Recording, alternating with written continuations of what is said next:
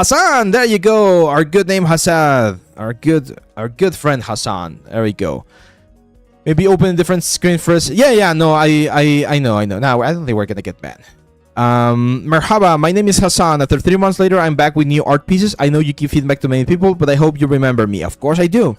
I'm a student in the art department in Turkey. My goal is to build a portfolio good enough to find a job by this summer. So we got like 8 months left, okay?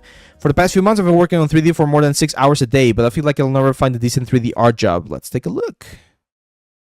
Yeah, I remember this. So with Hasan, we've actually seen his portfolio a couple of times, and one of the things that he does is he likes to, of course, follow tutorials. As we can see, some of the examples right here. These are from the channel, the lava axe, and all of this. So my best advice to you, my friend, because we've talked about this before, and I'm really happy to see that you've incorporated Substance Painter to your what's the word?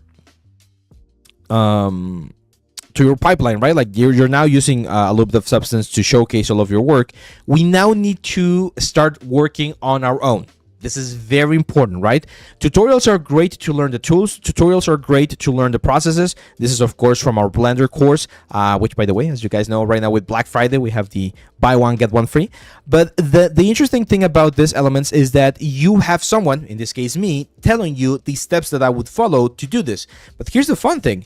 No one told me what steps to follow when I was doing this tutorial. How do I know what to do? How do I know how to do this workflow? Well, because I've tried this workflow several times along the years with a lot of different props. So when I see something like this, I use my previous experience to decide or define what is the best way or the best approach that I'm going to do for something like this. Okay, that's very important. So at this point, Hasan, especially if you want to get into like game development, the next thing that you need to do is look for assets, look for game assets. So game assets, concept art.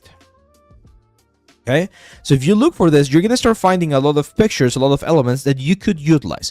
But be very careful about this, because this is another sort of like common pitfall for people. When we start looking for ideas or for concepts, we tend to go for the simple things, right? Like we don't want to challenge ourselves too much. So we're like, oh, I'm just going to do this weapon right here. I can do it. It's easy. Yeah, it's easy. That's why everyone can do it. And if you want to separate yourself from everyone else on the industry, right? Like if you want to be a competitive artist, you need to pick things that are a little bit more, again, a little bit more ambitious, right? So for instance, something like this, like, okay, I'm going to do this guy right here. Like that's tricky. I know that if I throw this concept to some of my students, not everyone would be able to attack it properly, because it has a lot of like wavy surfaces and interesting silhouettes and things like that. We can try something a little bit easier like this. But again, the easier you go, the less interesting you become as an artist, especially for a studio. Because the studios, of course, they're sometimes going to need like just people who are doing a lot of like common things, let's say. But if you want to be doing this like cool, unique elements, you need to show that you have the skills to approach and to do those kind of like complex elements. So another thing that I always tell you guys is when you're picking a project, and we have a full video about that, like how to pick a project, is make sure that you don't pick something, again, generic, like this kind of stuff right here. It's fun. This is great. Like this guy, for instance, he figured out a way to create a bunch of different assets from just very simple pieces. That's cool. But this is probably not going to get you hired on the on a studio, right? Like you need to do something that really, really tells someone else is like, hey, this dude really knows his stuff. So that again tends to be the complex elements, and something that shows that you know the pipeline, right? If you want to go for environment stuff, you might want to do like a trim sheet or like a little environment, like even something as simple as this right here, like just this very simple like archway can show a potential employer a lot of stuff about you, because it can show that you know how to sculpt rocks, it can show that you know how to do foliage, it can show that you can do a nice composition, right? So there's a bunch of things that you can do and learn about with even simple stuff, but you need to learn how to pick a project, okay? Again, an easy way to follow this rule is if you see an asset or a project and you can do that in a day, that's probably not going to be a good option for you. This right here. Like if you can do a piece like this is what, Path of Exile 2, like that is more than enough to show anyone like you really know your stuff as an environment artist, right? Same stuff for character artists. Like a lot of character artists, they want to do like very simple characters. I saw a couple of them, like something like this.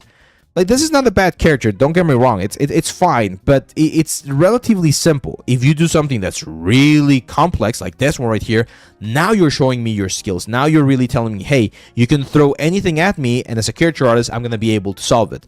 Because if I just see simple elements, then it's a lot riskier, okay? And your portfolio doesn't become as interesting as possible. This one is interesting because of the choice you made here. I would probably go with choice like this. Or like this render right here. I don't think it's helping you that much because I don't even know what it is. I thought it was a hammer, and now I see that's more like a low poly turret. So yeah, just be careful with those ones, okay? I remember this one. This is one of the first projects I did when I started YouTube. Oh, so many years ago.